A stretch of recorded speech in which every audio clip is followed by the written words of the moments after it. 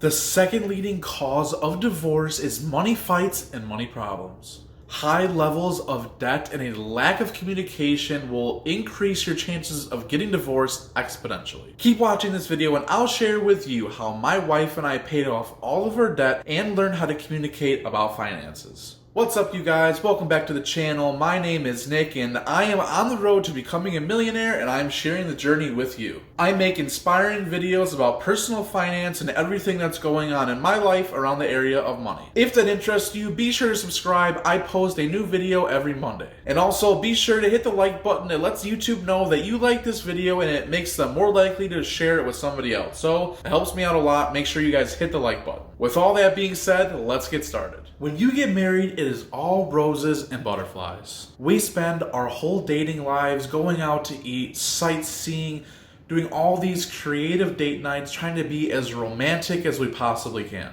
Then after that's done, we go home and we live our separate lives. And once you get married, things become drastically different. You're gonna have to learn how to live and work together on all of those things that you used to do by yourself or with your parents. The fairy tale dating life that you once lived is now over, and you realize that rent is due on the first of every month, and maybe your spouse brought in a load of debt into your new marriage. Now you need to figure out how to not end up like so many couples that end up fighting and arguing over this topic and eventually getting divorced. The first thing that you guys need to do, if you have not done this already, you need to sit down together and figure out the debts that you have and what exactly it is that you're bringing into the marriage. When my wife and I first got married, I had a car payment, a little bit of medical debt, some credit card debt, and I owed money on the ring that I got her. My wife had student loans and credit cards. It is no longer the individual's responsibility to pay their own debts. When you get married, you are operating as one unit, not two. You're not single anymore, nor are you roommates. You are married.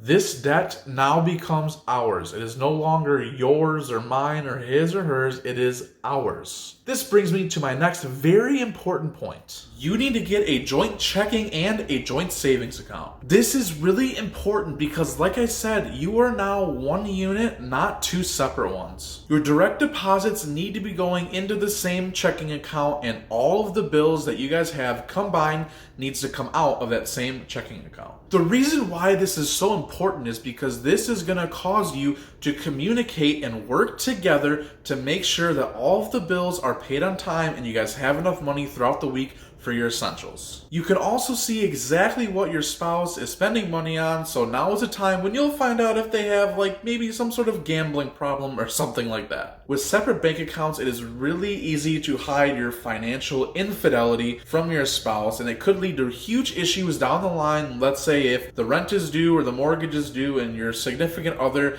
can't come up with the payment, even though they make maybe just as much as you do, it's going to be really hard to explain where all your money's been going, so please just join the bank accounts. The next thing that I'm going to talk about is going to be something huge, something that is going to help you guys work together and communicate better on your finances. The next thing is a budget. I know I said the B word. You probably think budgets are for 50-year-old dudes who go golfing on the weekends and watch the news every night with their oversized glasses. However, it turns out that the both of you coming together and doing a budget will set the tone for your month, and it will enable you guys to communicate and work together, and you guys get to decide what you spend money on in your marriage. When my wife and I first got married, combined together, we took home around $4,800 to $4,600 a month. So what we did is we wrote that number down at the top of the paper, and then we would subtract all of our bills, things like our rent, our insurances, phone bills, utilities, food, gas,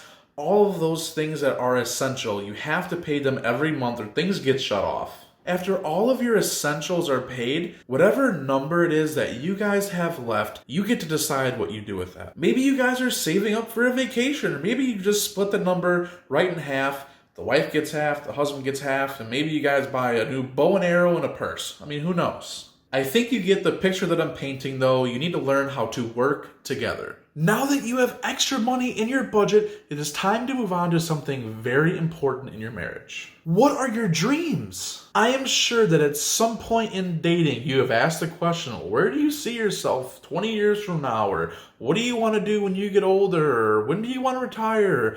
One of those questions has probably been asked. Do you want to retire one day and travel the world? Do you want to save up your money and start a business? Or maybe you want to volunteer your time at your favorite nonprofit. If you learn to dream together, now you can work together towards your common goals. Working towards these goals with no plans is a surefire way to get absolutely nowhere. When my wife and I first got married, we decided to read The Total Money Makeover by Dave Ramsey, and it was life-changing. I recommend that you guys do the same. I'll leave a link down below in the description. Just click the link.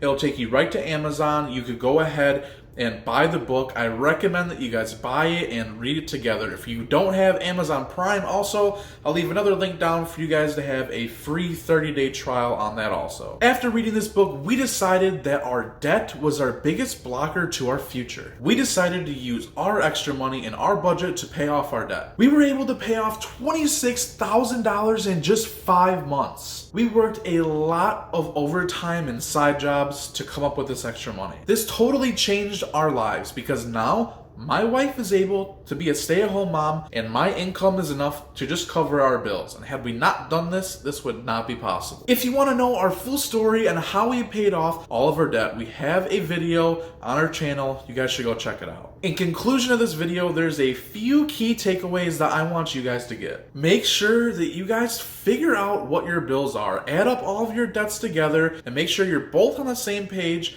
and all the new bills that you guys have. Combine your finances in a joint checking and a joint savings account. Make a budget and then figure out what your dreams and passions are and how you guys can work together to accomplishing that in your lives. And last but not least, make sure you guys buy the Total Money Makeover. The link is in the description. With that being said, I hope you guys have enjoyed this video. You guys have a great day, night, whatever it is when you're watching this video. And as always, I will see you in the next video.